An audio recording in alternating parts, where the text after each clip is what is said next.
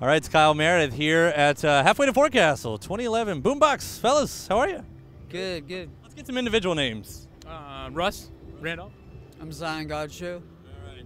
You guys just finished up your set. How'd it go tonight? It was cool, hot.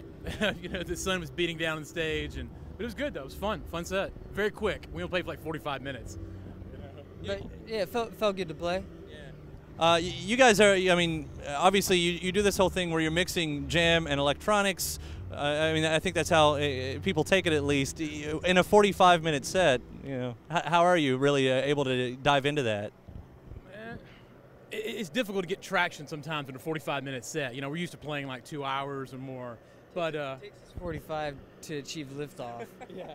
Especially today, the sun was somewhat cooking my laptop a bit, so it's affecting some of the songs. We couldn't play some of the material I wanted to play, but you know, it was a good crowd, good people. Well, let's talk about this sound that you guys have put together. I mean, this is something interesting and unique that you are melding these two styles, and I can't name a lot of other people that are doing that. How did that come about? How did you get to that point? We're both influenced by, you know, real instrument music, you know, of all different types, and we're also influenced by, you know, house music, electronic music, and since we listen to a lot of both and all different types, you know, it just kind of comes out on you know, the tracks that we make. That, and we know how difficult it is to have 5, 6, 7 guys in a band, you know, like a full band, normal traditional style, and we were both over that and needed something new and fresh. And slimming down to 2 people, the dynamic, it's a lot easier to turn and maneuver with only 2 people, and still pack a punch. Yeah, you know, with technology now, with, you know, laptops and our drum machines, we could play so many of the parts and still be able to manipulate them and not be necessarily locked into so much live, and still be able to explore and create that tension and stuff between us. You know, just need to be a lot more efficient this way. Well, how much is it planned versus improv once you're actually on the stage at this point? I mean, the songs have parts to them, but we're, you know, varying all the time on those parts. So I mean, we play every song, you know, differently every night. Yeah, I mean, we hit the stage, we talk before we go on, like, what do we want to play first, like the first song, what do we start with? And then from there, it's just whatever feels. We don't do set lists or anything like that, so there's really no plan going on stage. Like he said, the songs have their arrangement, you know, like a verse and a chorus kind of structure, but within that, we're not locked into tempo or arrangement or any, you know, any order of anything. Just whatever we really feel that night is, you know, we look at our tracks as, you know, like our arsenal, and like what is the best, you know, weapon to use, or the best, you know, thing to use to get this party going at this moment. What does the crowd need? What are we feeling? You know, what's the whole party in general kind of feeling? And then we know we can pick from these, you know, things. We can combine them, and, you know, and rhythms from one and melodies from another kind of stuff. And, you know, we had these colors to create from. Well, at this point, how long have you guys been doing this now? We've been, our first 7 years? Yeah, our first gig was December 18th of '04.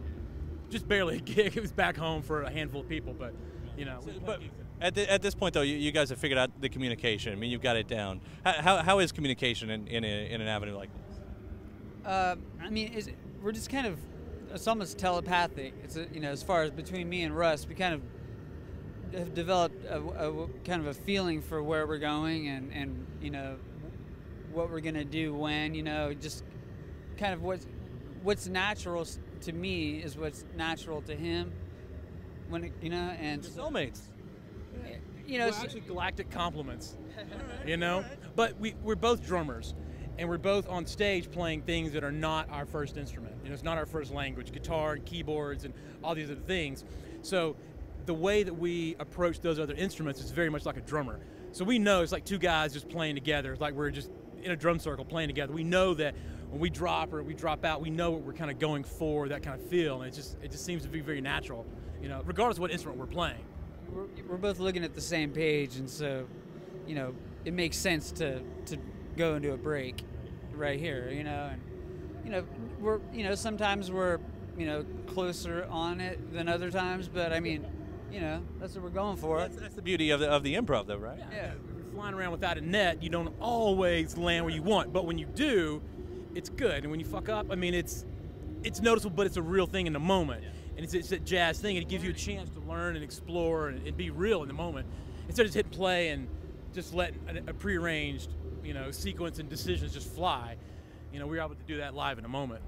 How important are lyrics in a project like this? I mean, you are singing up there. You know, how much thought is actually put into that? A lot. Yeah, it's what people will take with them. You know, if in 20 years, if they're going to remember anything, they're going to remember the vocal hook, the melody, the chorus. I mean, it's a tried and true fact. That's what stands the test of time is songs. Yeah, a lot of our programming work is creating the right world for the vocals to leave in, because you may come to this party and hear 5 or 6 bands, and the moment may be good like while you're there, but when you leave you may not necessarily remember the songs, that kind of thing. But we hope that we've packaged and presented this melody line and these concepts, lyrics, these lyrics he's written, that when you leave they're still ringing in your head. There's a concept or something that you took from that, instead of just craziness in the moment. There's something a little more to that, and I think that is crucial to making lasting music. Something just not in the moment, or not like a fad or something like that, but something that's really lasting that people can latch onto and become part of their lives. And poetry is a major component in art. And if you can use poetry on top of the melody, more power to you. And so if you can get the words to speak the melody and be able go with the music, it kind of ties the whole thing together. It seems like it's getting it to make sense with the music and not be cheesy or forced or whatever. You know what I mean? It's got to speak for the song itself, for the and so that's the trick, and it's cool. It's part of why we love it. Is it seems like you guys are doing something right. You've got a great base built up at this. You're obviously doing it for a while now, so congratulations on everything. Thanks for coming down here to Louisville. Thank you very much, man. We appreciate it. Guys around.